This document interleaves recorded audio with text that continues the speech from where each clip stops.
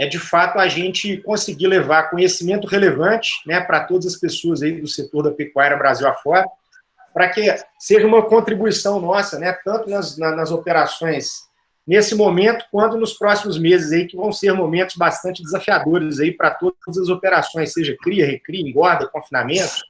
Então, a gente já percorreu diversos temas, né, a gente já percorreu gestão, a gente já percorreu mercado, né, tivemos um bate-papo muito legal logo no início, na estreia com a Lígia Pimentel, uma analista de mercado também.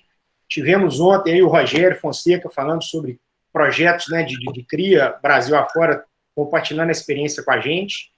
E o tema mercado é um tema que hoje está tendo uma validade muito curta, né? Então, o que a gente falar aqui hoje vai ser válido para hoje, né? Como a volatilidade está muito grande, a gente achou extremamente oportuno retomar esse assunto e compartilhar novamente com todos vocês, né, esse tema de mercado, e trouxemos aí, contamos com a ajuda do Leandro para compartilhar o conhecimento e a experiência dele. Então, essa é uma iniciativa que a gente está conduzindo. Amanhã a gente vai ter mais uma live nesse mesmo horário, falando sobre aí as estratégias, né, que a Prodap encontrou em 10 anos de diagnósticos aí em várias fazendas Brasil afora. O que a gente aprendeu nesses diagnósticos? Vai ser um conteúdo super legal. Vale a pena colocar na agenda aí amanhã às 17 para estar participando aí com o Lucas e com o Rafael Mendes. Então, apresentando um pouco agora aqui o Bovo oficialmente, né, eu vou até me apresentar. Meu nome é Bernardo, eu sou head de gado de corte da Prodap hoje, e estou aqui para aprender, assim como vocês, né, sobre mercado com o Leandro, e a intenção minha é, de fato, estar provocando o Leandro aqui ao longo desse bate-papo com alguns temas aí que a gente já pré-selecionou. Reforço com vocês, fiquem à vontade para usar o chat, né, a partir do chat aí vocês conseguem trazer as perguntas à tona e a gente poder interagir com o Bovo aí ao longo do tempo. Não vamos precisar de esperar para o final para perguntar, podem ir perguntando, até porque senão cria uma desconexão da pergunta com o tema que está sendo, né, abordado pelo Leandro. Estou falando um pouquinho sobre o Leandro. O Leandro ele já é um amigo pessoal nosso de longa data, né? O Leandro ele tem 17 anos de carreira aí na área de mercado de commodities agrícolas. Ele é membro da Câmara Consultiva da B3, né, da Bolsa. Além disso, ele é pecuarista, então acho legal do Leandro que ele não é só um analista, ele vive na pele, né, as dores aí nossas de pecuaristas, de consultores, né? Então ele está no negócio, né, vivendo um negócio de uma operação intensiva, por sinal, que depende muito, né, de vários parâmetros mercadológicos para ele tomar decisão. E, além disso, né, a principal atribuição profissional do Leandro, ele é sócio-diretor da Radar Investimentos. Né, a Radar Investimentos é uma empresa, né, ligada hoje à Necton, né, Leandro? Corretora Necton? Isso, corretora Necton. Onde o Leandro faz operações da B3, né, de qualquer commodity agrícola aí para diversos fazendeiros, produtores, fazendas, inclusive para alguns clientes da Prodap, e até mesmo para a própria Prodap, que a gente também opera alguma coisa de milho aí com o Leandro, né, para garantir preços aí das nossas matérias-primas.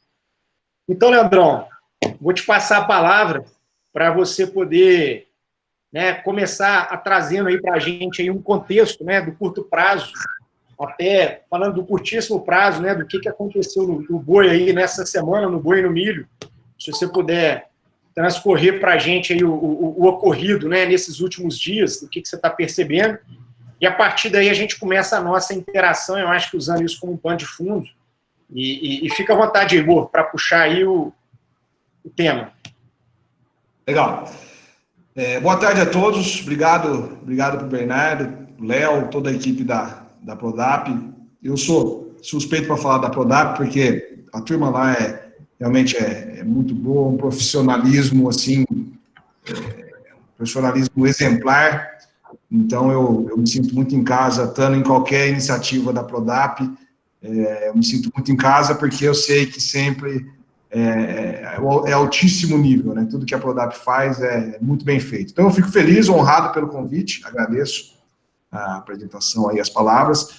Sem a gente alongar muito, eu queria... antes de mais nada, o briefing que o Bernardo tinha me passado era justamente assim, não seria uma apresentação com PowerPoint, com slides, seria mais o modelo que eles têm visto, que acho que funciona mais, seria mais um bate-papo, com uma maior interação entre a gente, né? Então, eu não preparei nada de apresentação, e tem um roteirinho aqui de algumas coisas importantes que a gente deve trilhar, e aí vamos, acho que conforme os assuntos for surgindo, a gente vai direcionando para o assunto que seja de mais interesse aí de vocês, né?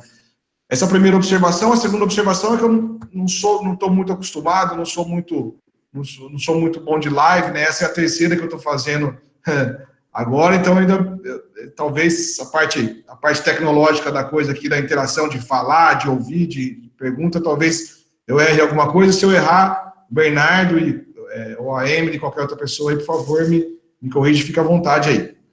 Bom, falando um pouco de como a gente chegou até aqui, né? A gente vinha num ano, vou dizer, 2019, né? Até meados de 2019, até agosto, setembro de 2019, a gente estava com a pecuária muito chata, né?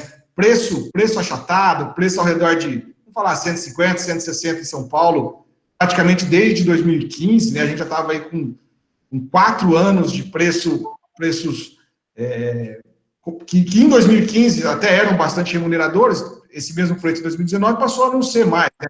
O custo aumentando, exigindo uma eficiência muito grande de produção, produtividade, para o produtor se conseguir manter na atividade. Então, a gente estava muito achatado, e o sentimento era que a gente estava em cima de uma mola, né? Que em algum momento essa mola ia romper e o preço ia subir. Acho que ao longo de 2019 existia essa expectativa. Ninguém imaginava, acho que nem o mais otimista das pessoas imaginava que a gente ia ver preços como a gente viu em novembro, né, de 220, 230 reais, não só em São Paulo, mas São Paulo, Goiás, enfim.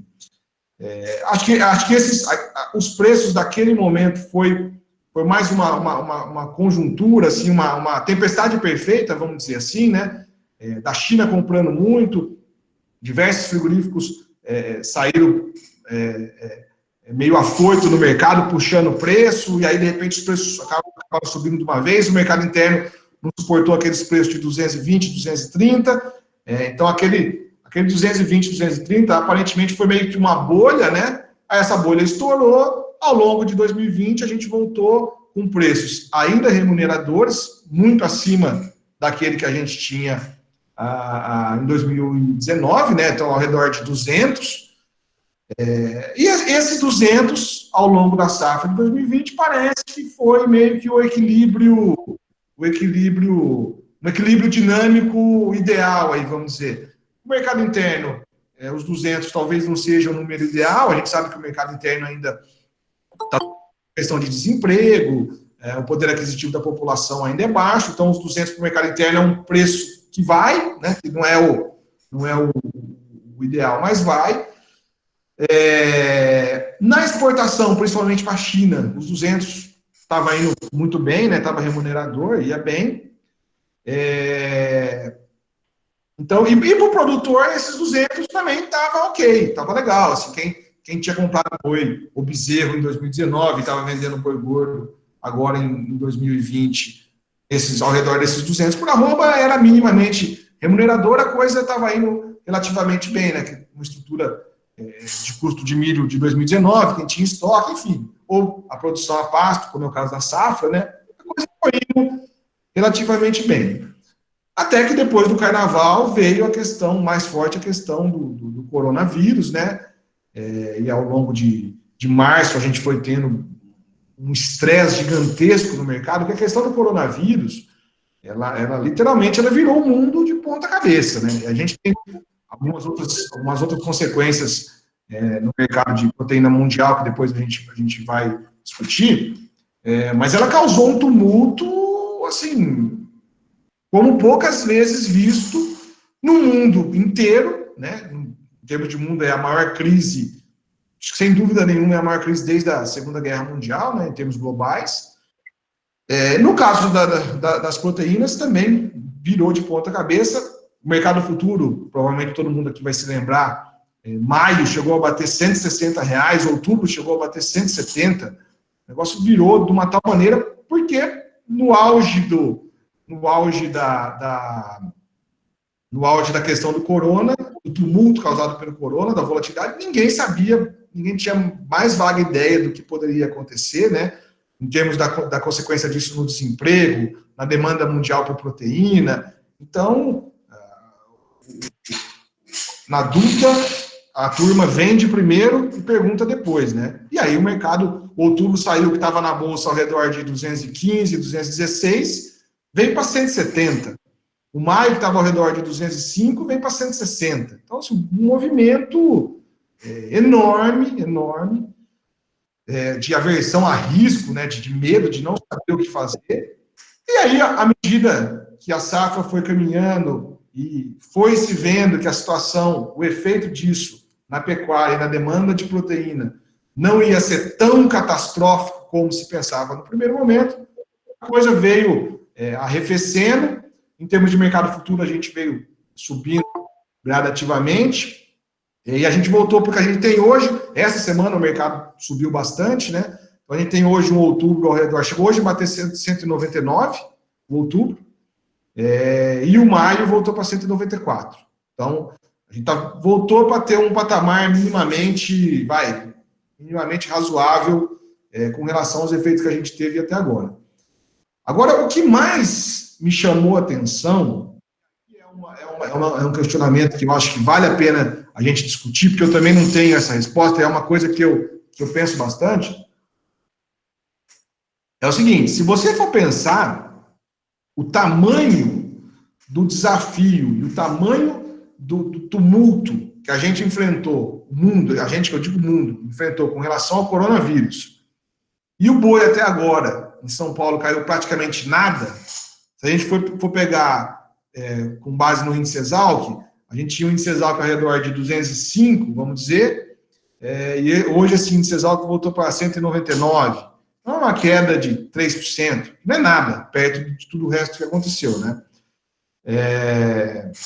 Nas outras regiões também teve um pouco mais de queda, um pouco menos. São Paulo salvou um pouco por conta da questão do boi China, né? A gente tem o maior parque frigorífico habilitado para a China, então isso tem um impacto bastante relevante, ajudou a segurar as cotações em São Paulo. Mas, independente disso, o fato que eu me pergunto é, o que será que a gente tem de oferta? Será que esse fato, e aí eu estava vendo hoje os dados do Minerva, a diminuição dos abates no primeiro trimestre do Minerva, se não me engano foi da ordem de 15%, que é mais ou menos em linha com os dados que o CIF vinha mostrando na diminuição de abate. Eu não gosto muito de olhar para o CIF só, porque o CIF demora muito para ele, demora mais, às vezes, mais de 3, 4 meses para o pessoal terminar de imputar os dados do CIF. Então, se você for ver dados online, vamos dizer assim, entre aspas, do CIF, você corre o risco de ver dados errados, né? Mas, no caso do Minerva, é uma empresa de capital aberto, diminuiu um sensível número de abate no primeiro trimestre do Brasil. Aí a gente vai ter que olhar agora o Marfrig e o JBS, que são as outras duas que têm capital aberto, para ter uma ideia de se esse número aconteceu com eles também, ou se foi só um caso isolado do Minerva. Muito provavelmente essa queda do abate foi global, uma tendência que já vinha desde de novembro, dezembro, a gente foi tendo sistematicamente queda nos abates. E aí a primeira pergunta que eu faço, que eu acho muito relevante, para a gente discutir, será que o que a gente tem agora é uma falta estrutural de oferta mesmo? Olha, a gente tem menos oferta e daqui para frente a coisa tende a piorar? Ou se esse menor nível de abates do primeiro trimestre foi por conta de retenção, que a gente sabe que pode acontecer também, até março, choveu bastante no Brasil inteiro, todo mundo com pasto sobrando. No meio desse tumulto do coronavírus, a reação natural do pecuarista, principalmente para quem tem pasto, é segurar, esperar. E aí a gente teve uma diminuição de abate relevante no primeiro trimestre, e aí agora em abril também.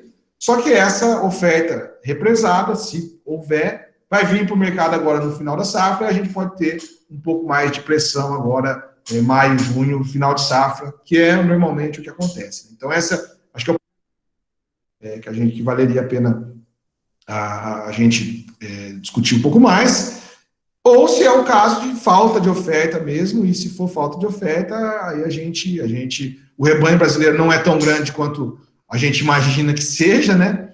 E aí para frente, agora na entre-safra, se a demanda melhorar e o mundo não acabar, como parece que não vai acabar, a gente pode ter uma situação de entre-safra igual antigamente, né? Quando não tinha confinamento ou tinha muito pouco confinamento, e aí faltar oferta mesmo daquele jeito que não tem oferta, né?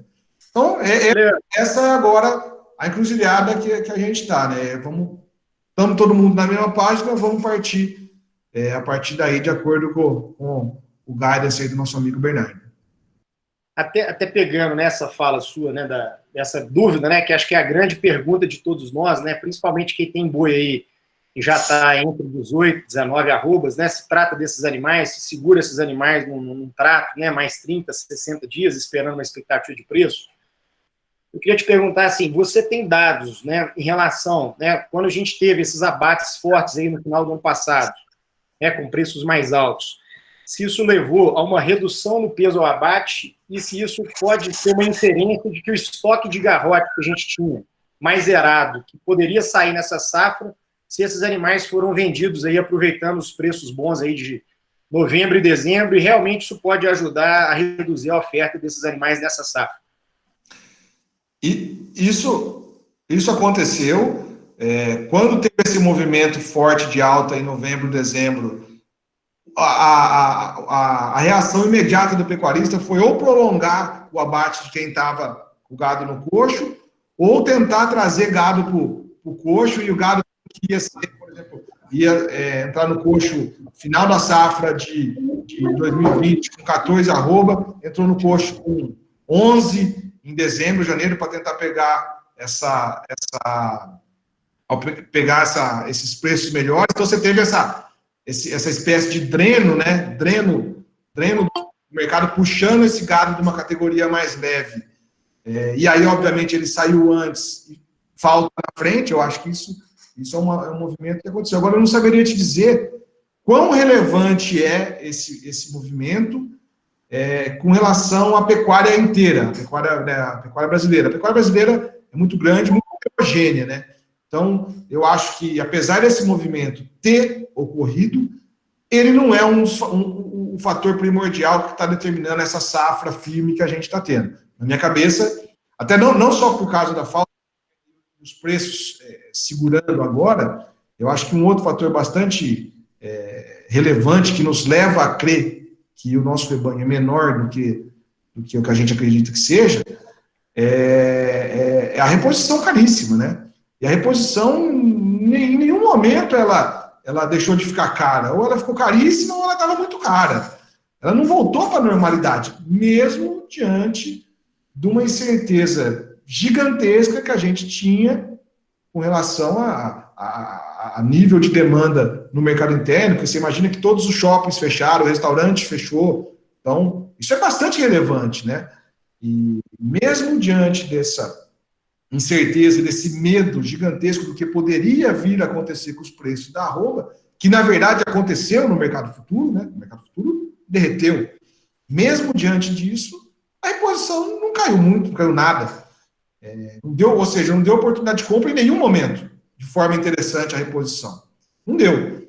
Então, eu acho que a gente está num ambiente aí de oferta mais enxuta. Para mim, eu não tenho muita dúvida disso, sabe? Leandro, então, pegando um gancho, né, do ponto que tem uma correlação direta aí com a reposição, mesmo a reposição do garrote, né, do animal que poderia ser apto a entrar no coxo, ela continua com preços elevados, né, no Brasil como um todo.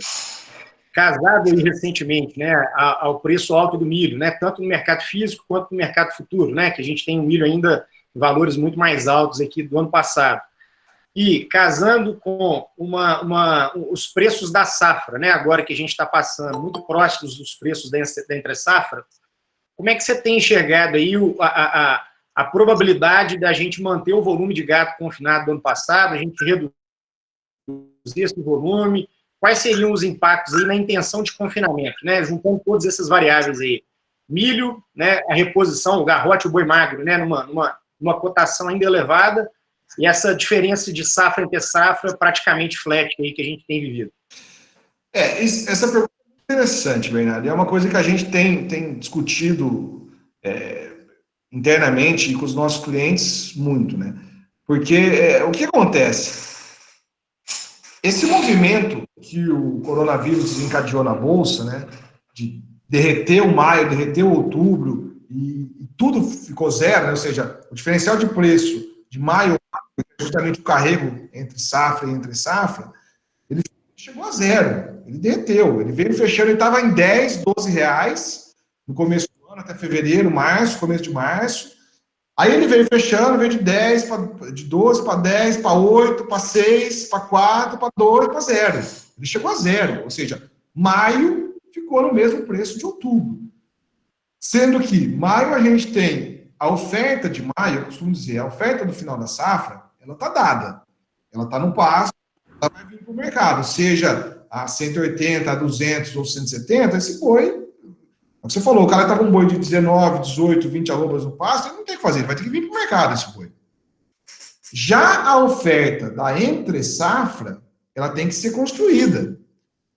A oferta da entre-safra, ela não vem por inércia. Ah, não, beleza. A gente vinha confinando, sei lá, vamos falar confinando, semi-confinando, 8, 10 milhões de animais por ano, a gente vai continuar fazendo isso diante desse risco enorme que o coronavírus está representando. Isso não vem por inércia, né? Essa oferta, ela tem que ser construída. E ela é construída em cima de 3 pilares que vão incentivar essa oferta da entre-safra acontecer. Primeiro, preço de reposição interessante. Ou seja, vale a pena o cara vender um boi gordo, comprar um garrote, boi magro, pôr no lugar, pôr no coxo, que você vai ganhar dinheiro. Não estou vendo isso acontecer. A reposição está caríssima, inviabilizando os negócios na maior parte do Brasil. Então, reposição sem condições. Segundo ponto, custo da alimentação. Alimentação, todo mundo acompanha aí caroço de soja, farelo de soja, caroço de algodão, preços dolarizados, o dólar explodiu, esses preços explodiram junto. Então, esse fator também não tá incentivando. E o terceiro fator que poderia ajudar seria um mercado futuro com preço alto, que aí remuneraria toda essa alta dos custos com reposição e com comida que a gente está tendo. Não aconteceu, pelo contrário, o diferencial maio-outubro veio para zero. Então, nenhum desses 3 pilares estão atuando no sentido de estimular o confinamento. E essa queda de preço, esse movimento que aconteceu, eu acho que ele aconteceu no pior momento possível. E foi justamente o momento que estava sendo preparado o confinamento, estava terminando o planejamento e ia passar do planejamento para a execução. Ou seja, o cara tinha um planejamento de fechar 1.000, 2.000, 10 mil bois agora no final da safra, em abril, maio, para vender em julho, agosto. Esse cara pôs o pé no freio e pôs os 2 pés no freio. Porque quem que em sã consciência vai ter, tendo a possibilidade de optar, né? Porque é lógico que muitas vezes o confinamento tem um custo fixo que tem que ser diluído, então eu entendo que o nível de oferta de produção residual, obviamente, que ele tem que acontecer.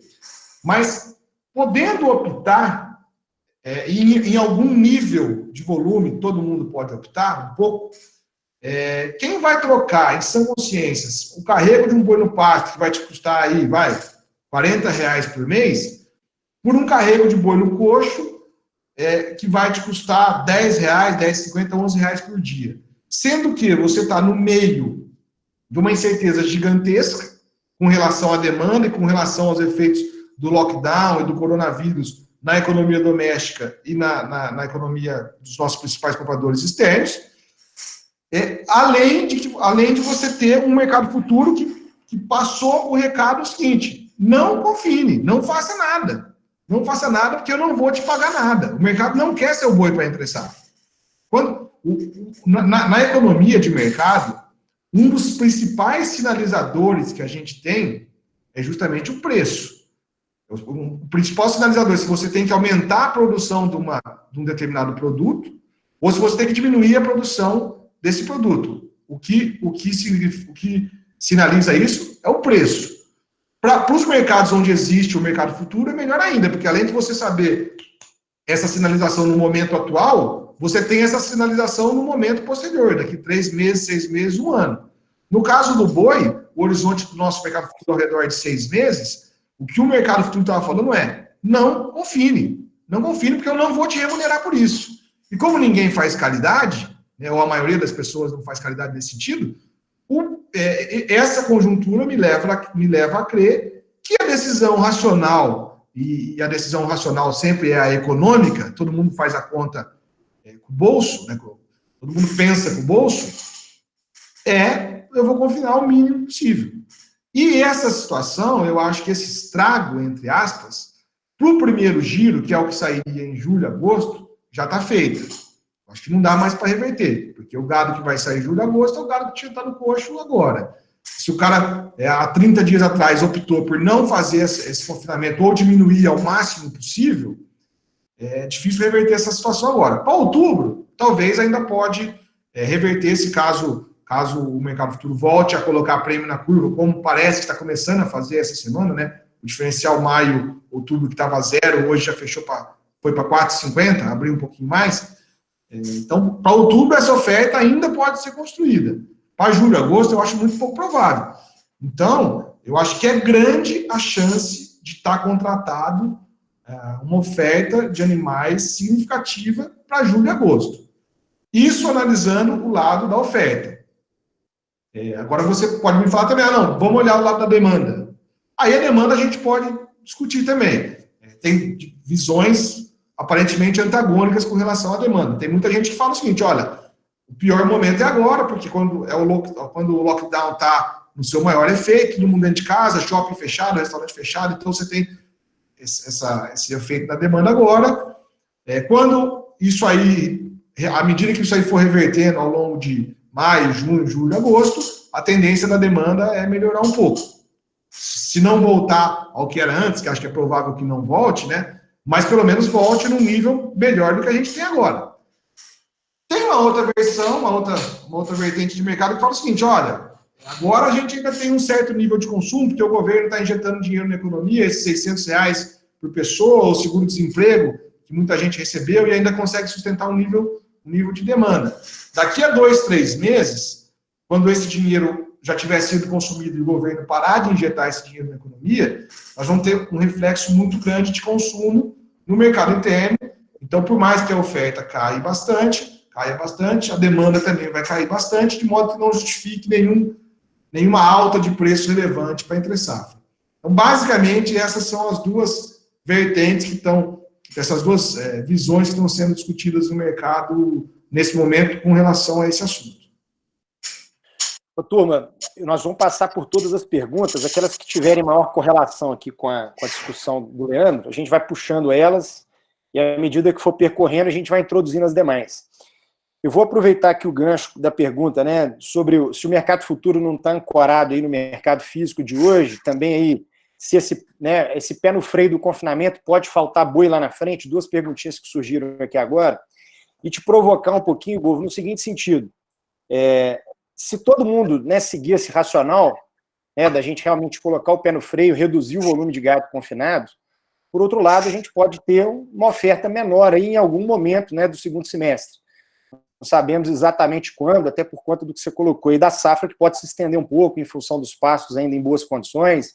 Enfim, casado esse fato da gente poder ter uma oferta mais restrita, né, somado aí algumas especulações que já começaram a ser realidade, né, dos confinamentos americanos estarem fechando menos animais no coxo.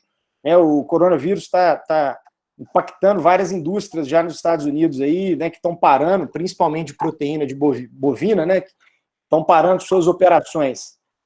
O que você tem de concreto aí de informação, né, que pode eventualmente surgir uma boa notícia aí nos próximos dias ou meses, para que eventualmente a gente tenha uma reação do mercado físico ou futuro, e também se o mercado futuro já está precificando em função de uma falta de proteína global aí em outros players que são usualmente fornecedores, né? O que é a sua percepção quanto a isso?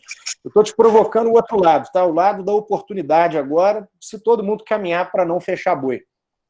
Não, eu acho que o mercado futuro está precificando qualquer coisa, menos essa falta de oferta. Pelo contrário, se você pegar hoje o preço dado pelo mercado futuro, está 199, o julho 196, divide pelo câmbio atual, dá uma arroba em dólares até abaixo do que a gente tem hoje, entendeu? Ou muito próximo do que a gente tem hoje, 35 dólares, 36 dólares. Esse é o patamar baixíssimo. Pra você ter uma ideia, em novembro, quando a gente teve aquele boom de exportação para a China, nossa arroba estava a 55 dólares. Então, o mercado futuro não está precificando essa possibilidade de falta de oferta de safra. Ponto. Não está precificando. Precificar isso, você ia ter preços de outubro ao redor de 220, 215 reais. Para a gente falar de uma arroba aí de 45, 50 dólares, que ainda é abaixo do que a gente tinha até então. Então, não está precificando. Até hoje ainda, eu acho, até a semana passada, o boi mais barato do Brasil era o boi para outubro na Bolsa. Estava 185, 190. Onde você acha boi nesse preço no Brasil? Boi magro para ser confinado. Não tinha em nenhum lugar. Era o boi mais barato da Bolsa, do Brasil, estava na Bolsa. Hoje ele foi para 199 em outubro, né? Então já não é o mais barato do Brasil, mas está entre os mais baratos do Brasil, né? Então, se essa situação que você colocou de falta de oferta no primeiro giro de confinamento já estiver contratada, como eu imagino que esteja, não tem muita saída a não ser a Bolsa subir, né? A Bolsa vai subir para refletir essa situação que tende a acontecer lá na frente. Imaginando que a demanda, principalmente na exportação de China, vai continuar igual está, né? Não vai ter nenhuma disrupção muito grande, que eu acho que o cenário base esse, né? Da exportação continuar boa, porque não tem outro lugar não tem outro lugar, o mundo não tem outro lugar para fornecer proteína, né? Tão barato igual o Brasil.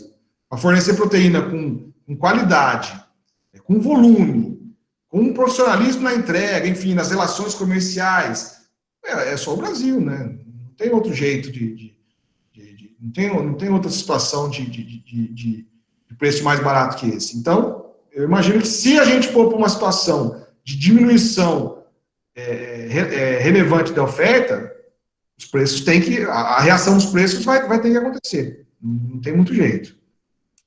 Vamos pegar um gancho, então, agora no custo desse confinamento. A turma está discorrendo aí algumas perguntas sobre o milho, tanto o milho aqui no mercado interno, quanto também o milho nos Estados Unidos, aí da safra americana, quanto também consumo americano de milho aí relacionado à paralisação das usinas de etanol. Você poderia discorrer para a gente aí, Burvo, o que você está enxergando desse milho que está flutuando as perspectivas, né? Em alguns dias o milho cai no mercado futuro, de repente sobe, nos Estados Unidos ele está caindo consistentemente. O que você traz aí para a gente de percepção, para a gente que ainda vai comprar um milho safrinha aí para fechar muito boi, quem não tem o milho do ano passado? O milho é uma situação interessante, né? O milho tende a caminhar cada vez. Isso era uma análise que a gente tinha já há um certo tempo. O milho sempre foi o patinho feio da história, né? O cara produzia milho na safrinha depois da soja, e aquele milho era meio que um estorvo, que ele não tinha onde estocar, vendia no preço que tivesse para tirar da fazenda. O milho sempre foi, entre aspas, um subproduto, né? Com relação ao valor relativo dele para a soja, né? E à medida que a gente foi ficando mais relevante no mercado internacional, e o mercado internacional começou a olhar o Brasil como um fornecedor confiável e relevante de milho, a tendência do nosso milho é seguir cada vez mais a paridade internacional, né? E aí você vê muito nitidamente isso. Ano passado, a gente produziu milho pra caramba, a safrinha veio enorme, né? O mercado de milho chegou a precificar milho a R$30 em São Paulo, para setembro, e, na verdade, a gente exportou um absurdo que a gente exportou de milho, mais do que o produtor segurou no silo bolsa, né, que é uma tecnologia relativamente simples e mudou o jogo de força do milho safrinha, e deixou a gente com estoque de passagem muito justo, e aí a demanda por ração animal e etanol, enfim, puxou, E a gente teve preço recorde nominal de milho, foi agora em março. Milho de São Paulo em R$60. Nunca tinha acontecido, nem na seca de 2016, quando foi a quebra da safrinha, a gente teve preço de milho, né, nesse patamar, né? Então você vê que o milho, a gente vem vindo de uma situação de milho complicada, né? Até agora ainda, apesar do mercado futuro ter caído relativamente bem do patamar que estava, o milho ainda está caro. Ele estava caríssimo, ele ainda está caro. E a previsão do mercado futuro, os preços do mercado futuro para o milho safrinha também não são dos melhores. A gente tem o milho hoje ao redor de R$44, R$43 para setembro. Então, a gente vai ter um alívio com relação ao milho? É muito provável que sim. É muito provável que a gente vai ter um alívio. Só que eu acho que esse alívio de custo ele é relativo. Por exemplo, o milho vai cair de preço, mas ele vai cair de preço com relação ao primeiro semestre. Ou seja, ele vai sair de 60, que bateu na máxima em São Paulo, e vai vir para 45, 43, 40 talvez, sei lá. Mas ele não vai vir para 35, igual ele estava no ano passado, entendeu? Então a gente vai ter um alívio de custo? Muito provavelmente sim, porque os Estados Unidos está vindo com a área plantada enorme, começou o plantio americano agora vão começar a ter o tal do weather market, né, o mercado de clima americano impactando o plantio de milho e também de soja. Como a área plantada de milho esse ano veio muito grande, o weather market vai ser mais sensível no milho do que na soja. E a questão da destruição da demanda por conta do etanol, né? Então, o preço, um grande usuário de milho nos Estados Unidos, mais nos Estados Unidos, aqui menos, né? Mas nos Estados Unidos e no Brasil, são as usinas de etanol, que muitas delas estão com a sua lucratividade comprometida por conta da queda do petróleo que compete com o etanol, né? Então, a gente vai ter um alívio também desse lado da demanda. Então, você tem menos demanda por causa do etanol, maior produção nos Estados Unidos por conta da área plantada maior, pressão nos preços. Só que essa pressão é maior nos Estados Unidos do que aqui. A gente tem que lembrar também que o nosso milho é exportável, né? Então, com a gente com o dólar a 5,60, 5,70, como estava ontem, a paridade de exportação nossa é acima do que os preços que a Bolsa está mostrando, né?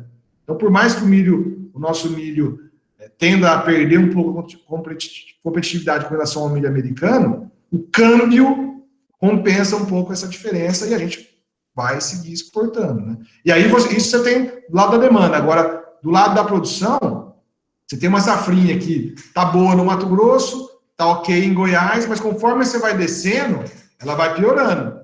Você pega São Paulo, MS, Paraná, que é o segundo maior produtor, o efeito climático lá e a quebra da produção está sendo muito grande. E eu acho que o mercado está meio que não está muito levando isso em consideração, sabe? Então, eu acho que o milho tende a melhorar do que a gente teve no primeiro semestre, mas eu não acho grandes incentivos ao confinamento por conta do milho só. Legal. Ô, turma, vou dar só uma dica para todos aí. A gente tem um chat onde está percorrendo as perguntas e também vários comentários legais aí. Quem não estiver acompanhando o chat, fica à vontade para clicar do lado direito aí. Tiveram aí bons comentários aí do Marcos Coutinho lá do Friso, o Paulo Emílio também reforçou em cima, em relação ao custo de capital, né, Bovo? Que apesar da taxa Selic ter caído, o acesso a esse capital hoje está caro, né? Está caro e ele é muito importante no confinamento, porque tem uma necessidade de capital de giro muito alta. Exatamente, muito bem falado, muito bem contado. Esse é o quarto pilar, né? Eu falei de 3 pilares para incentivar o confinamento. Tá vendo como é bom a gente bater papo? Né? Às vezes um detalhe que passa despercebido, que eu esqueci de comentar, na verdade, o pessoal chama atenção. É isso aí, exatamente. Você pega o custo de capital, que apesar da Selic tá na mínima histórica, os bancos estão sentados em cima do capital, em cima do caixa, e não estão repassando, e quando repassam a custos altíssimos. De modo que esse é o quarto pilar do confinamento, que também não está incentivando. Então, por isso que é difícil a gente imaginar que a turma seja corajosa ou desajuizada o suficiente para meter o peito e sair confinando volumes maiores do que o ano passado, né? Diante dessa incerteza total que a gente tem hoje. Ô, Bovo, pegando o gancho em mais uma pergunta do pessoal, você já até comentou um pouco, mas reforçando, assim, eu queria que você comentasse, né, de fato, do impacto que você imagina que pode acontecer em relação aos problemas nos frigoríficos americanos, é uma pergunta do Zeca. né, no potencial de impulsionar a nossa arroba. E pegando um gancho com essa pergunta, qual o risco que você mapeia hoje aí dentro do que você tem de informação da indústria, da gente vir a ter um quadro análogo ao dos Estados Unidos no Brasil, né, obviamente, esse risco existe, mas a gente não tem noção se ele é alto ou se ele é baixo, se você tem informação em relação a isso aí para compartilhar com a gente. Olha, a situação que aconteceu nos Estados Unidos, eu acho que a gente não tem risco de acontecer tão grave quanto aconteceu nos Estados Unidos. Por um motivo muito simples.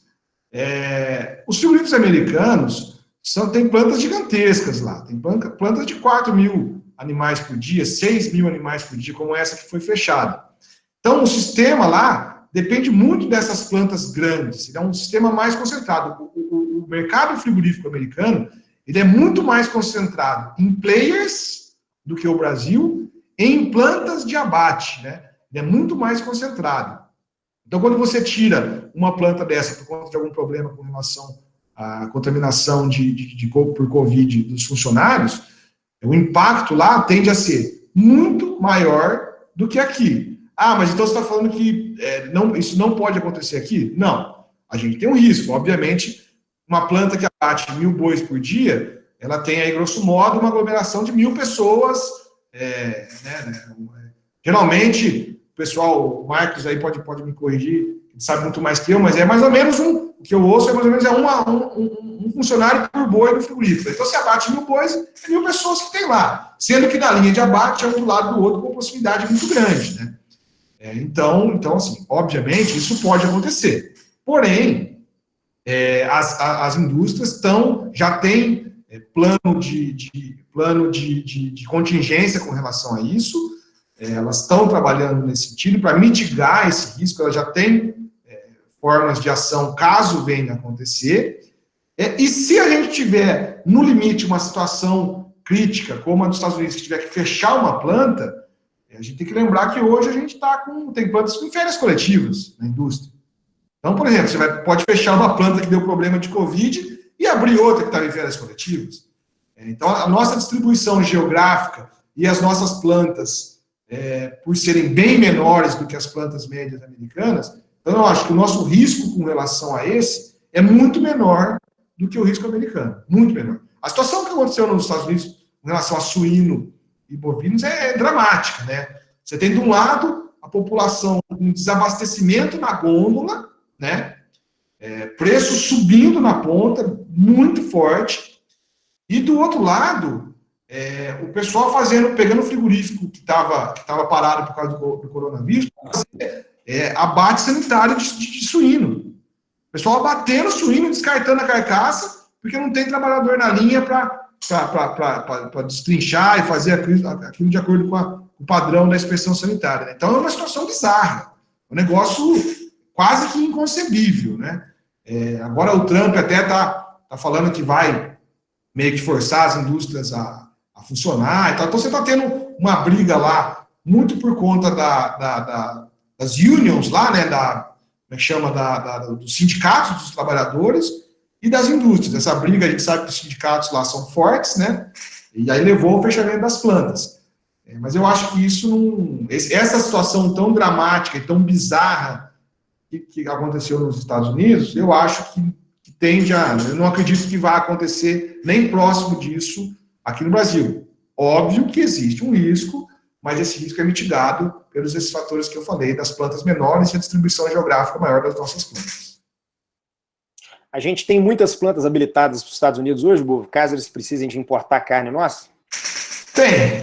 A gente consegue, eu não saberia te dizer exatamente o número de plantas, mas se eles precisarem da nossa carne, e a nossa carne está em um patamar baratíssimo para os padrões deles, né? Muito barato. Só para você ter uma ideia, ó, a arroba nos Estados Unidos hoje, ela está em $55. A arroba nossa, ela está em $35. Então, assim, a gente consegue ser muito competitivo para exportar para eles. Pegando um gancho, Boi. Se as limitações ideológicas e políticas, a gente sabe que exportar para os Estados Unidos, principalmente carne, é sempre um trabalho muito duro. porque o lobby dos produtores americanos junto ao governo é enorme, então sempre que eles podem dificultar, eles dificultam. Então, se isso for superado, com relação em termos de preço e capacidade de colocar lá e qualidade do produto, com certeza a gente vai exportar bastante para eles. Legal. E pegando um gancho, né? Essa demanda externa, né, que hoje é puxada por China, né? Ela tem condição, na sua visão, aí pegando um gancho na última pergunta que chegou, da gente sustentar essa arroba, né? Igual ela tá desenhada hoje para os próximos meses. E eu vou pegar um gancho também para você discursar para a gente quais são os benefícios e riscos da gente ter essa dependência hoje da China, que é quem está, né, puxando talvez os maiores volumes aí com preço interessante. A China é um negócio interessante, né? Muita gente, né, até o filho do Bolsonaro tal, brigaram com a China, e ele falando por conta do coronavírus, mas a gente da pecuária, a gente tem que acender uma vela para a China e rezar para eles todo dia. Porque eles estão fazendo a diferença de preço, eles seguraram essa safra que a gente teve com o coronavírus e tal, eles seguraram no peito. Porque a demanda da China é boa e o preço que eles estão pagando, por mais que agora a gente tenha ouvido uma tentativa de baixa, né, na tonelada, dólares por tonelada, no preço de dólares por tonelada para a China tem tentado baixar esse valor, mas mesmo assim, os valores são extremamente remuneradores e a turma que está fazendo China tá rindo à toa, tá com uma margem bastante boa. Tanto é fato isso que você vê hoje, por exemplo, em São Paulo, que a gente acompanha mais de perto, muitos frigoríficos com uma escala bastante longa e seguem pagando 200 por arroba no boi China. Ou seja, o pessoal que está fazendo China não está nem um pouco preocupado em baixar preço. Pelo contrário, o cara quer ter boi na escala. Então, às vezes, deve estar com escala de 10, 15 dias e ainda mantendo os preços, pagando. Me dá boi de China a 200, me dá que eu compro, eu quero, e tendo margem muito boa. No mercado interno, a situação já é diferente. Então, aí é um outro fator para analisar. A gente tem dois mercados diferentes hoje, né? O boi China e o boi não China. Com relação aos preços da Bolsa, a referência do preço da Bolsa é o índice Exalc à vista. O índice Exalc à vista é a média dos preços dos frigoríficos em São Paulo. E hoje, a relevância de plantas exportadoras para a China em São Paulo é bastante grande. Então, é natural que o índice Exalc à vista fique nivelado por cima com relação aos preços das indústrias do mercado interno, porque esse índice Exalc ele tem na sua composição um número maior de boi China, porque a porcentagem de plantas que exportam para a China em São Paulo é grande. Então, você tem esse fator que tem ajudado a deixar o mercado em São Paulo mais firme. E esse fator não está sendo refletido na Bolsa, nos preços da entre-safra, principalmente, né? O índice Exalc à vista hoje na safra está nivelado por cima e o preço da Bolsa, da entre-safra na Bolsa, está nivelado por baixo. Por que isso? Será que o pessoal acha que a China vai parar de importar? Ou o Brasil vai ficar menos competitivo com a exportação? Ou algo do tipo? Eu acho que essa questão assim, é uma questão relevante e a China é importante. Agora, sem dúvida que a dependência da China é um fator que incomoda. Porque se a gente tem aí, sei lá, 50%, o comprador absorvendo 50% da nossa produção, e por algum motivo a gente tem algum problema com esse comprador, a gente pode ter um reflexo bastante grande que é indesejável. Então, o ideal seria que a gente conseguisse, ao longo do tempo, diversificar a nossa pauta exportadora, que é o que a gente está fazendo. Você tem Indonésia, você tem Estados Unidos, você tem a própria Europa, a Rússia. É que, nesse momento, outros países retraíram e a China segue forte, né? Então, isso está sendo positivo. A China está sendo uma grande tábua de salvação para a pecuária no meio desse tumulto que a gente está. Dá licença só um minutinho, só acender a luz aqui, que está ficando escuro. Peraí.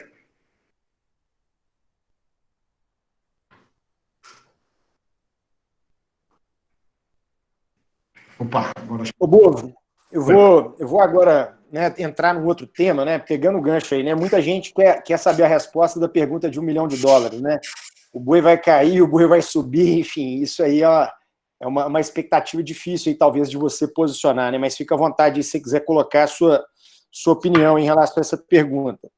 Mas, pegando um gancho aí, a gente tem uma conversa frequente, eu e o Leandro, aí, a gente sempre está trocando figurinha, eu sempre aprendendo muito com ele. Eu queria que você comentasse, Bovo, de algumas ferramentas da B3, com esse cenário que a gente nunca teve tanta volatilidade, né, no boi, igual a gente está vivendo aí de 2017 para cá, 2018 para cá.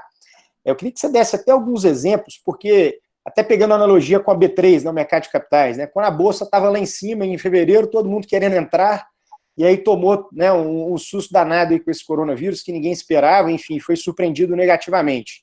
Então, a gente teve, igual você mesmo falou, né, um boi de maio de 165, 167, que foi uma oportunidade. Tivemos um milho ano passado de R$30 em setembro. Então, assim, Bovo, se você puder dar exemplos, né, de quem conseguiu capturar essas oportunidades e ajudar e contribuir na boa gestão de risco, até para a turma poder ver esses bons exemplos e começar a refletir sobre essas ferramentas, né, para operar daqui para frente, porque podem surgir essa oportunidade novamente, né, o boi pode bater, né, algum patamar interessante, como tem um risco, igual você colocou, da China, né, ter um engasgo, é muito pouco provável, mas isso pode acontecer também, e tornar a operação um risco ainda maior. Comenta para a gente aí, alguns cases aí de clientes seus aí que fizeram bom uso aí das ferramentas da B3. Bom, primeiro ponto, é um negócio interessante falar isso, e eu tenho certeza que isso acontece repetidamente, vai acontecer sempre, já acontece, eu já tenho uma certa experiência nisso, sei lá, 15 anos que eu faço isso, e sempre vai acontecer.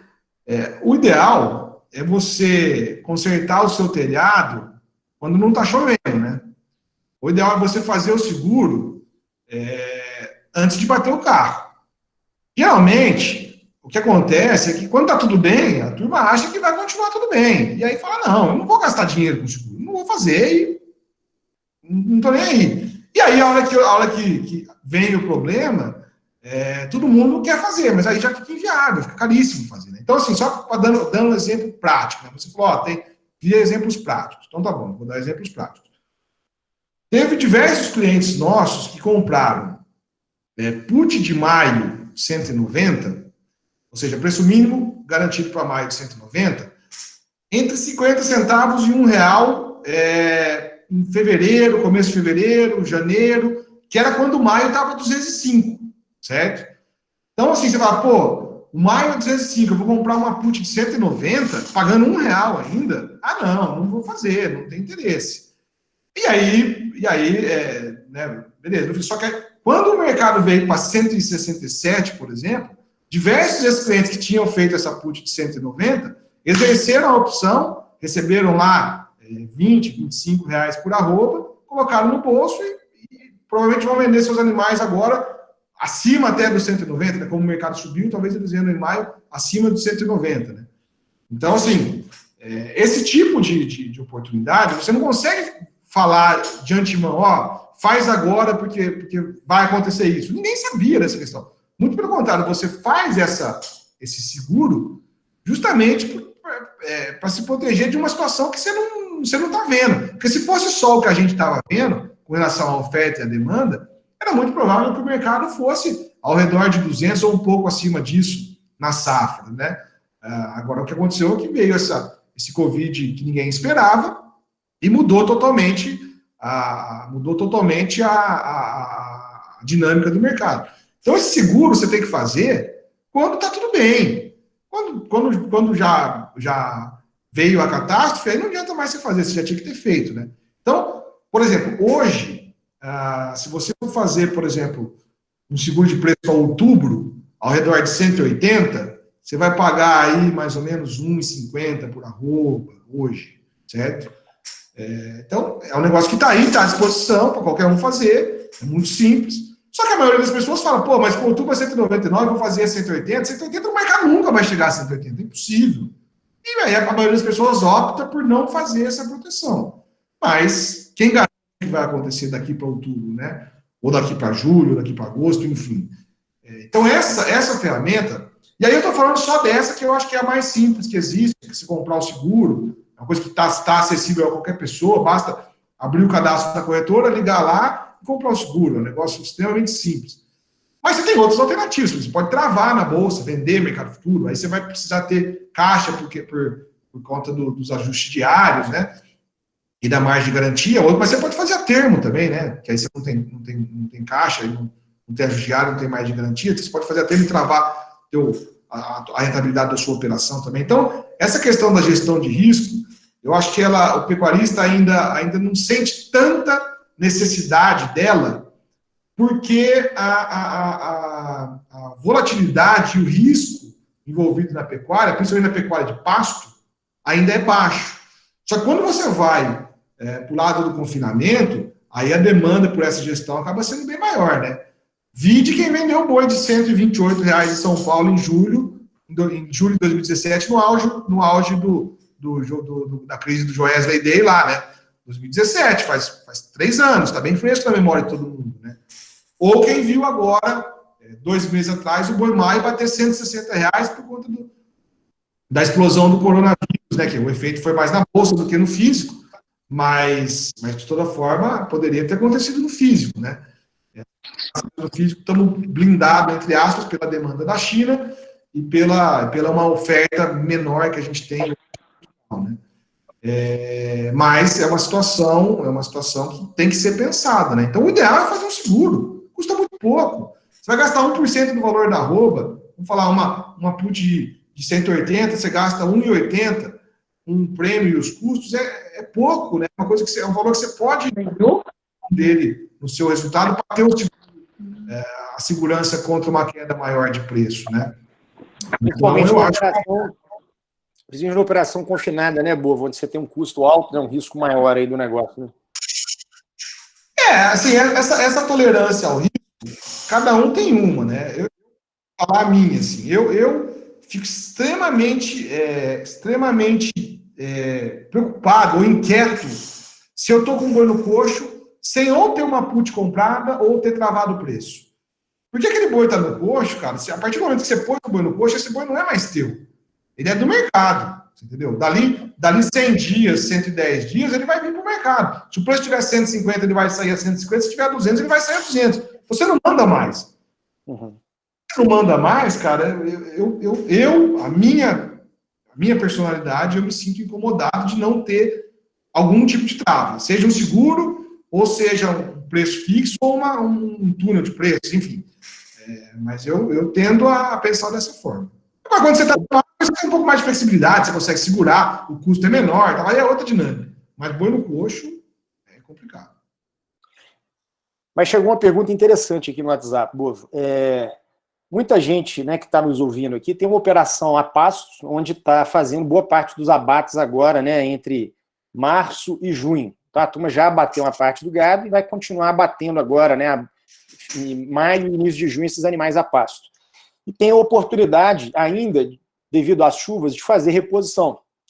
E a reposição continua nos patamares altos aí que você colocou, que ela não cedeu, né, em momento algum aí durante toda essa trajetória aí de crise que a gente vem vivendo. Como é que você vê aí quem está nessa situação? Né? Você acha que vale a pena fazer, mesmo nesses preços atuais, e garantir a permanência na moeda arroba, né? Vamos falar assim, o cara até fazer um hedge natural ali de trocar boi gordo por garrote ou bezerro, mesmo com os ágios atuais? O que você colocaria para alguém aí que está me perguntando aqui, se vale a pena fazer essa reposição nesse momento ou não? Espera mais um pouco? Vamos lá. Essa pergunta é uma pergunta interessante. Se você for analisar única e exclusivamente a questão financeira, e aí óbvio que eu sei, eu entendo, eu também sou produtor, eu entendo que a questão financeira e matemática não é a única, ou talvez não seja nem a principal a ser analisada nesse momento. Mas se a gente for analisar única e exclusivamente a questão financeira, o que faria mais sentido é você vender o teu boi gordo, não repor nada no físico e comprar na bolsa. Hoje a arroba mais barata do Brasil, ela estava mais barata ainda, né? Hoje subiu um pouco, mas hoje a arroba mais barata do Brasil chama-se Boi Outubro na bolsa.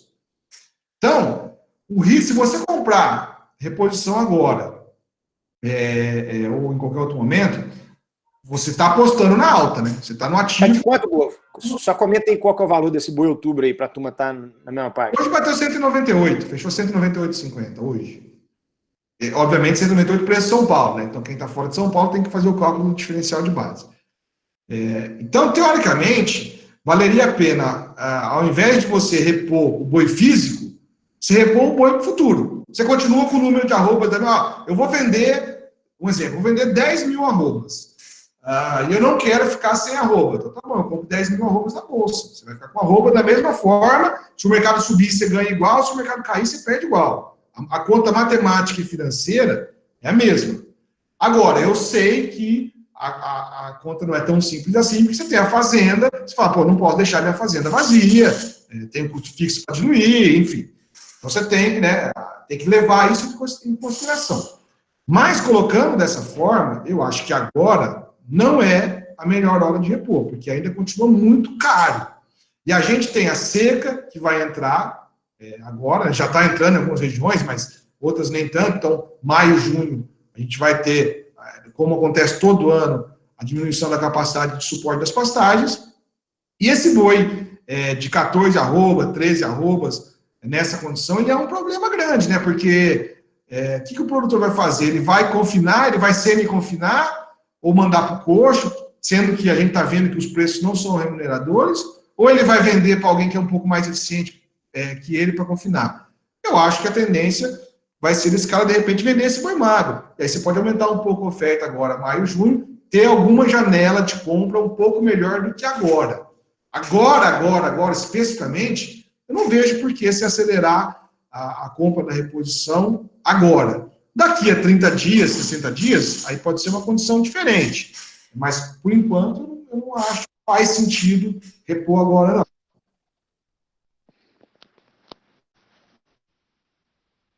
Estava fechado. Ouvindo. Pergunta do Nilton, amigo nosso lá de São Miguel, do Araguaia, Goiás. E se a gente comprar call para outubro, tá viável, tá cara? O que é a sua percepção aí da... É uma outra alternativa que faz sentido. As opções, por conta da que era a Bolsa, assim, a Bolsa, acho que desde o Joesley Day, né, desde 2017, a Bolsa não tinha dado em nenhum momento limite de baixa, né? Esse ano, ela deu, acho que uns 3 limites de baixa, depois deu uns 4 limites de alta. Então, assim, a volatilidade subiu demais. E a volatilidade impacta o preço da opção, né? Quanto maior a volatilidade do mercado, quanto maior o sobe e desce do mercado, mais caro fica a percepção de risco de quem vai te vender essa opção e mais caro fica o custo dela. Então, essa volatilidade tinha subido muito. Para colocar em números, a volatilidade normal do boi é entre 8 e 10, mais ou menos. Ela chegou a 30 no auge do problema com o coronavírus, há 30 dias atrás. Agora ela está caindo, hoje já chegou a sair opções a 15 de volta. Então, uma volatilidade um pouco mais comportada. Então, as opções para outubro, elas fazem sentido, sim. A gente dá para comprar hoje. Hoje a gente fez uma operação grande na Bolsa, uma Butterfly. Não quero ficar falando muito coisa técnica de mercado, mas fez umas operações com call de 200, com 210, com 220, uma operação estruturada, ao custo de 1,75. Então, você gastava 1,75 por arroba, um potencial de ganho máximo de R$10 por arroba, para outubro. Então, dá para fazer. Se você quiser fazer uma opção 220, aí pagando ao redor de 1,50, você consegue fazer. Você não vai conseguir comprar uma call de 200 barata, isso não vai ter, né? Uma call de 200 vai estar relativamente cara, porque é muito próximo do preço que está hoje, né? Mas se de repente você compra uma call de 210 ou uma call de 220, gastando pouco, né? A ideia das opções é justamente você gastar um valor que não vai te fazer falta. Então, eu vou gastar. A gente costuma falar ao redor de 1% do preço da arroba, entendeu? Então, hoje, uma arroba de 200, você gasta ao redor de R$2 por arroba na opção. Mais ou menos esse raciocínio. Se eu só vou gastar esse valor, isso não é uma coisa que vai me fazer tanta diferença, entendeu? E aí você se protege de algum movimento grande de preço, né? Ô, Bovo, pegando um gancho nessa pergunta, tem uma que ficou para trás ali do Nilton também, que é, se por acaso você tem a percepção aí do movimento dos frigoríficos, se eles estão posicionados aí no mercado futuro, se eles estão assumindo alguma posição. Milton perguntou aí no início da nossa live.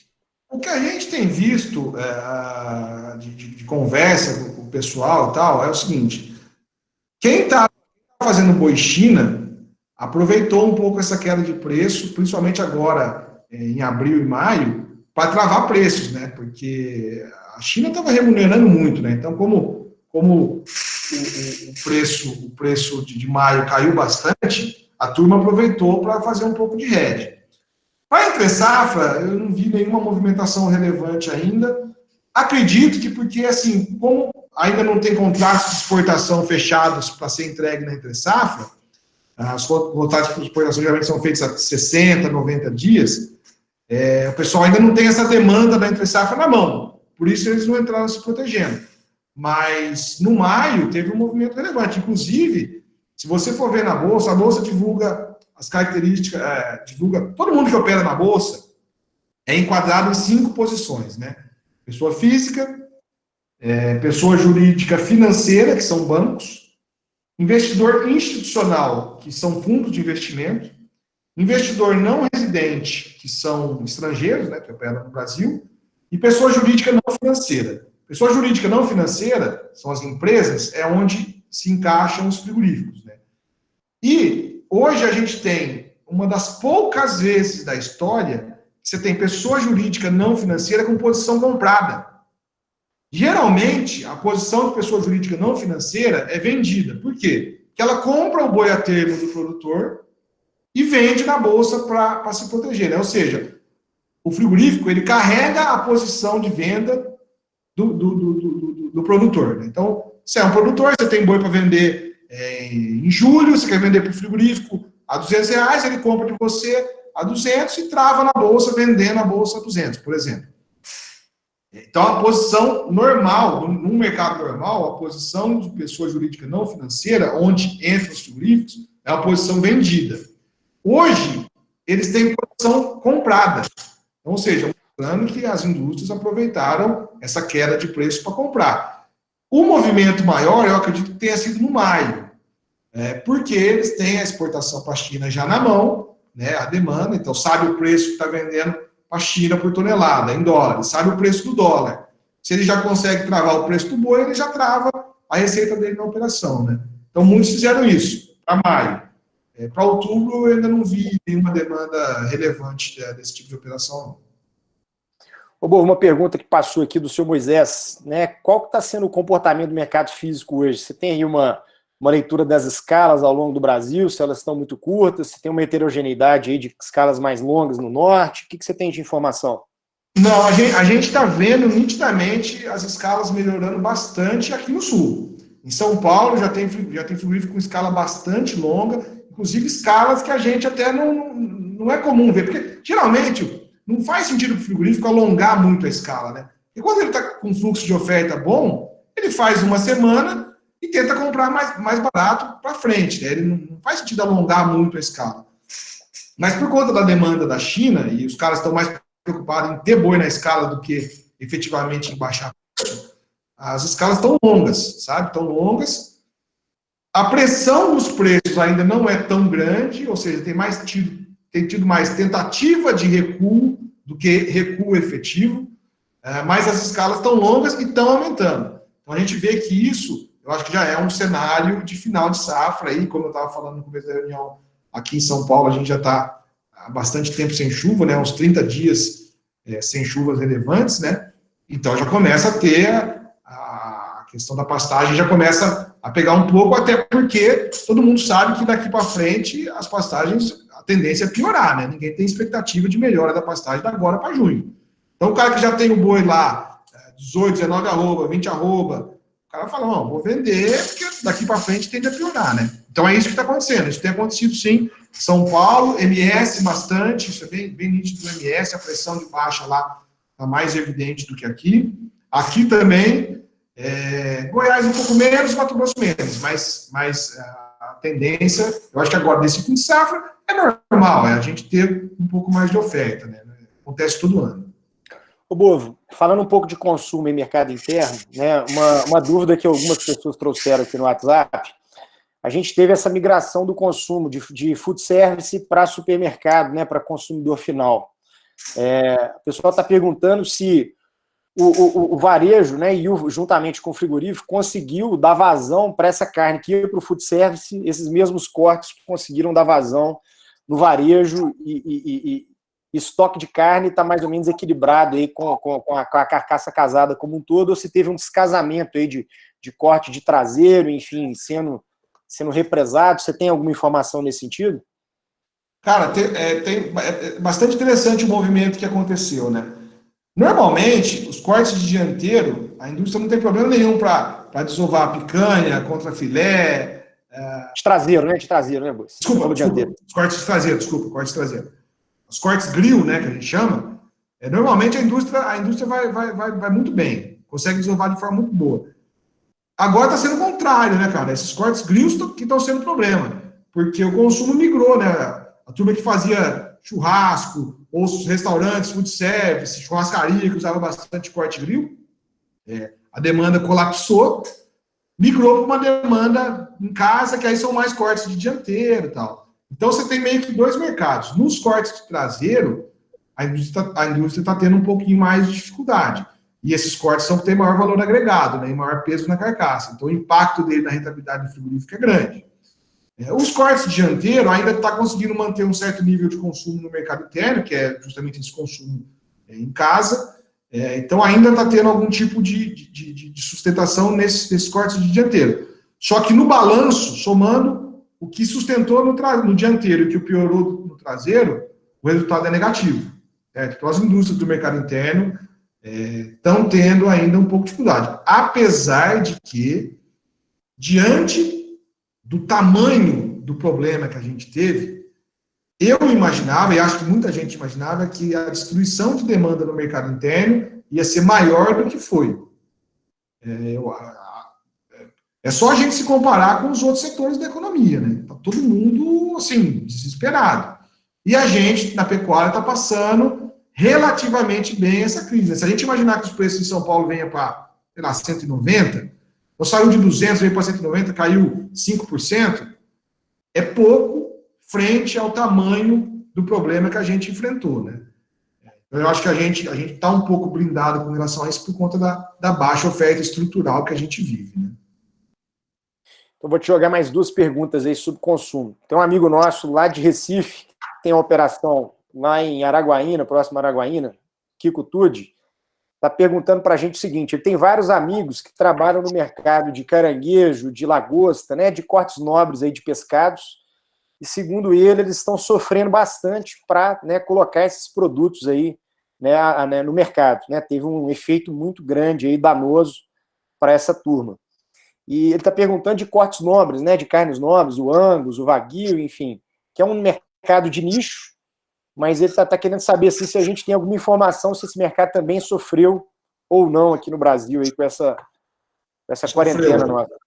Sofreu muito, foi o que mais sofreu, porque a demanda desses cortes realmente colapsou, porque você consome esses cortes ou no restaurante ou em reunião familiar, churrasco, aniversário, confraternização, comemoração. A demanda para isso aí diminuiu demais. Então, no mercado interno, esses cortes nobres desse mercado de nicho, né, essas carnes premium, que tinham um prêmio muito grande no boi e também na carne, esse pessoal foi o que mais sofreu da pecuária, sem sombra de dúvida. Eles sofreram demais, o preço caiu muito, e como o custo de produção desse animal é altíssimo, esse pessoal teve problema, continua tendo. Mas, como você mesmo disse, é um mercado de nicho, né? Então não é representativo frente ao tamanho da pecuária. Mas, especificamente, no mercado de nicho, eles tiveram problemas relevantes, sim. Operações com prejuízo financeiro relevante. Pegando o gancho, chegou aí uma pergunta do Domingos Pires. Qual que é o impacto aí nessa situação toda que a gente está vivendo aí em relação a proteínas alternativas aí, suínos e aves? O mercado de suínos e aves, a gente está com uma concorrência complicada deles, né? Porque a frango caiu demais, né? e suíno também. A situação do produtor de suíno está complicada. Então, eles afetam relativamente a nossa demanda interna aqui. Não sei se ele perguntou do mercado interno ou do mercado externo, né? Em relação ao panorama mundial. Acredito que seja do mercado interno, né? Então, eles estão afetando o diferencial de preço.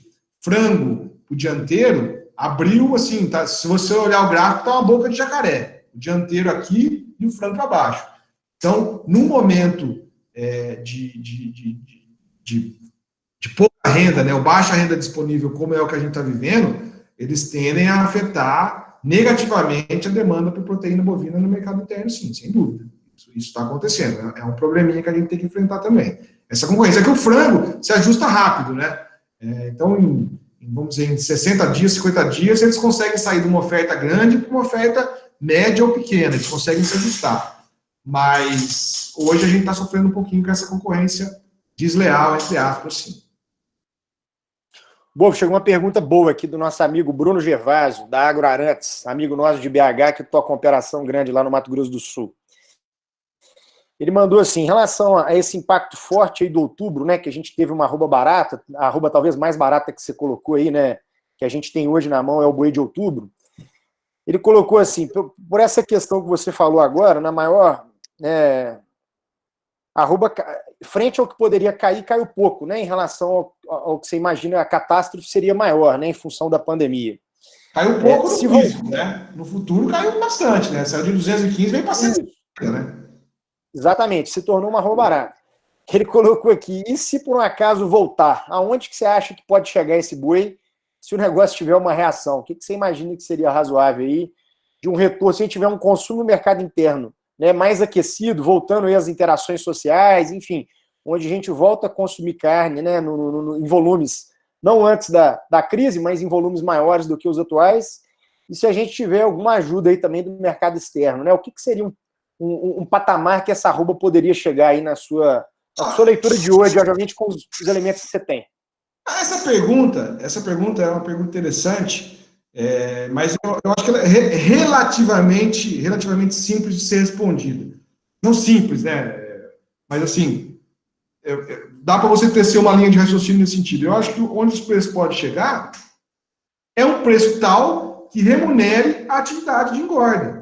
É onde a atividade de engorda volte a ficar minimamente interessante frente aos custos de produção que a gente tem hoje. Então, analisando, por exemplo, eu digo na minha operação, que é uma operação pequena, mas eu acho que é mais ou menos representativo do resto da maioria dos pecuaristas brasileiros que são pequenos, né?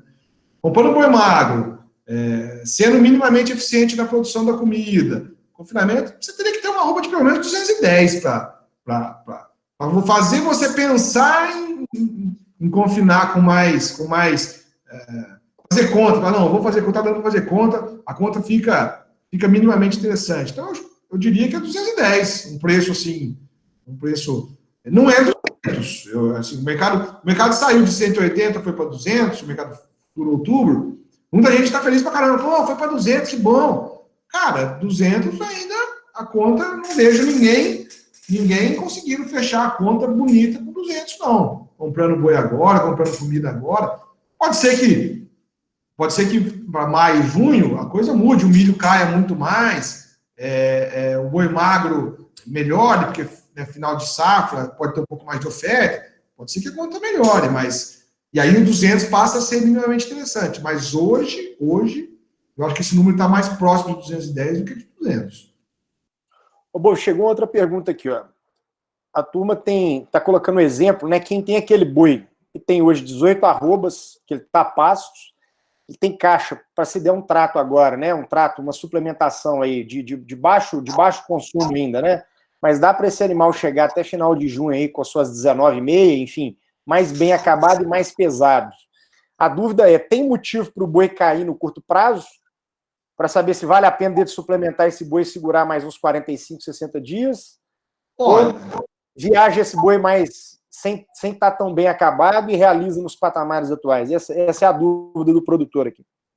No curto prazo, eu acho que a gente tem uma conjuntura de mercado um pouco mais pressionada. Não dá para tampar o sol com a peneira. A gente tá vendo esse final de safra, como eu disse no começo da conversa, A gente teve uma diminuição de abate bastante grande no primeiro trimestre.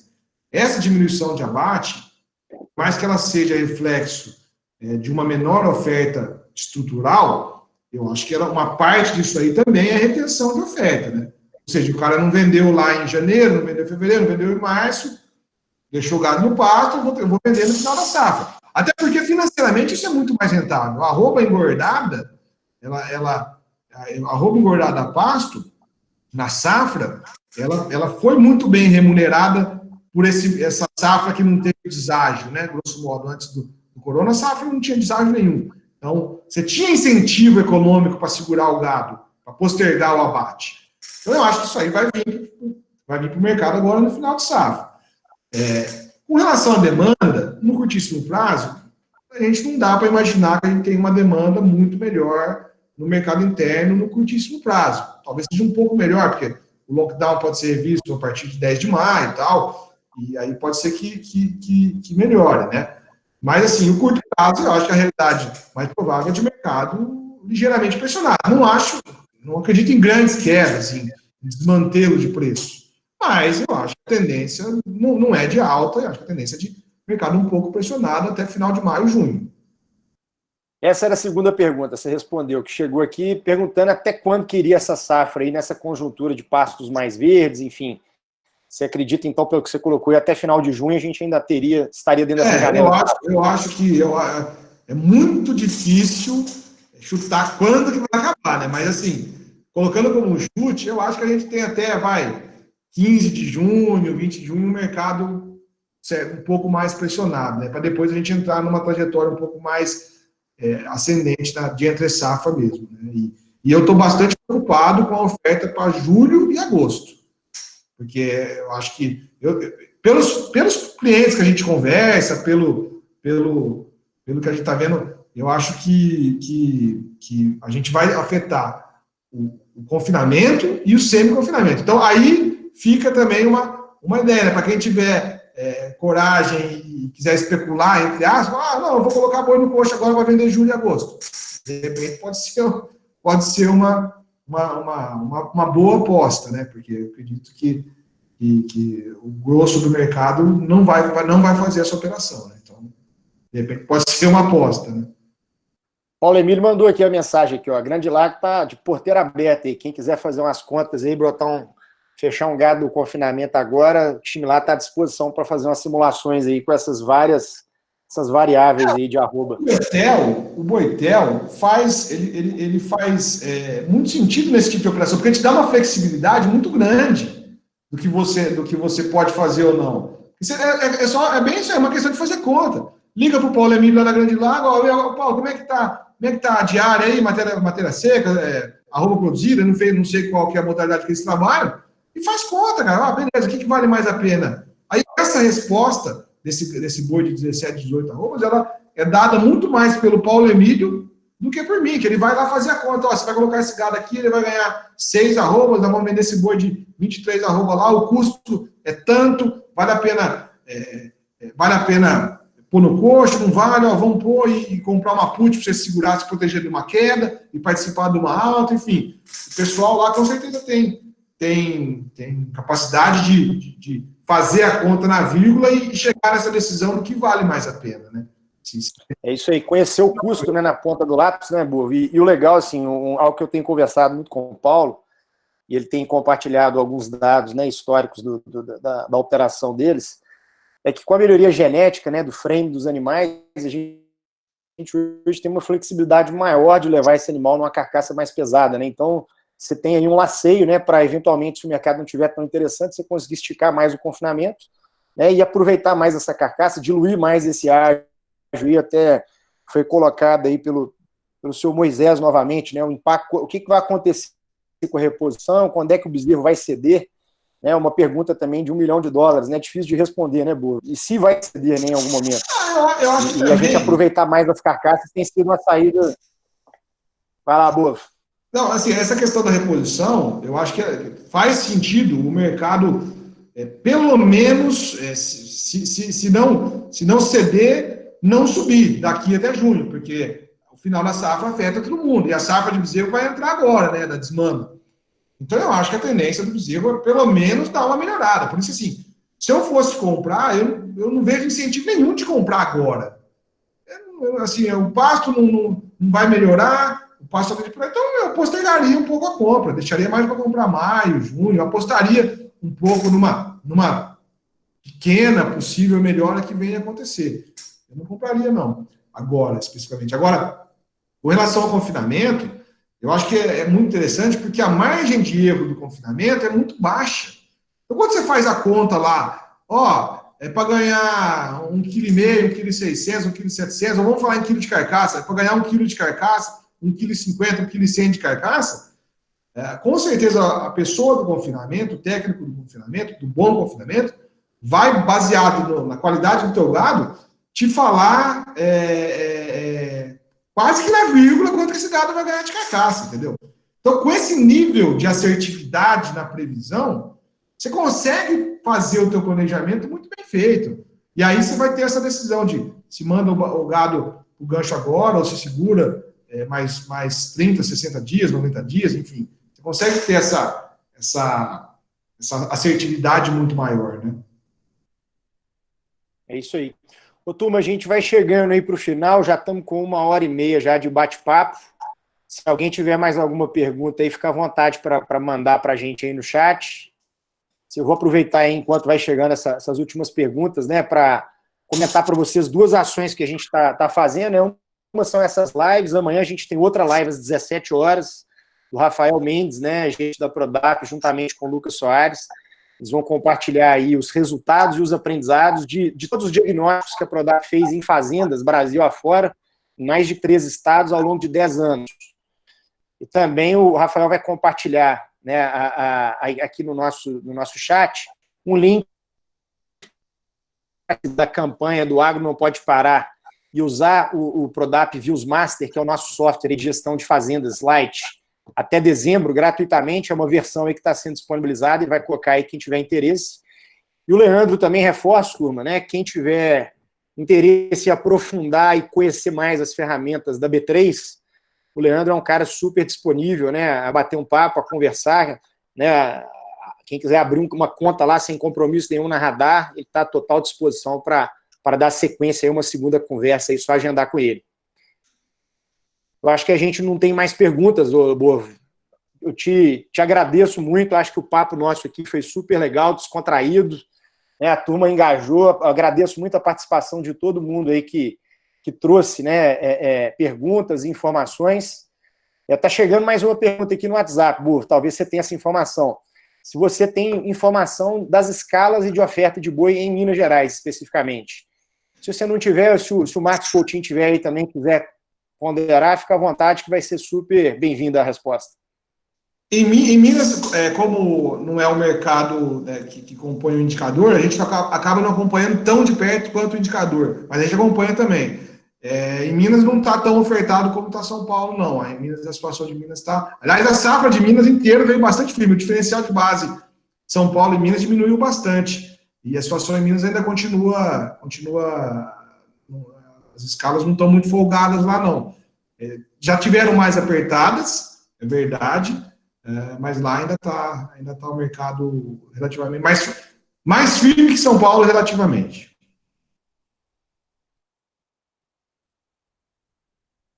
Não, beleza, vamos ver se chegou mais alguma aqui, Bovo. Enfim, Bovo, só tenho a te agradecer a todos aí que ficaram com a gente essa 1h30, foi super legal e todo mundo compartilhar aí as experiências. Tem uma pergunta do Flávio aqui, ó, que chegou, ó. O Flávio, ele é amigo nosso, tá lá em Araguaína,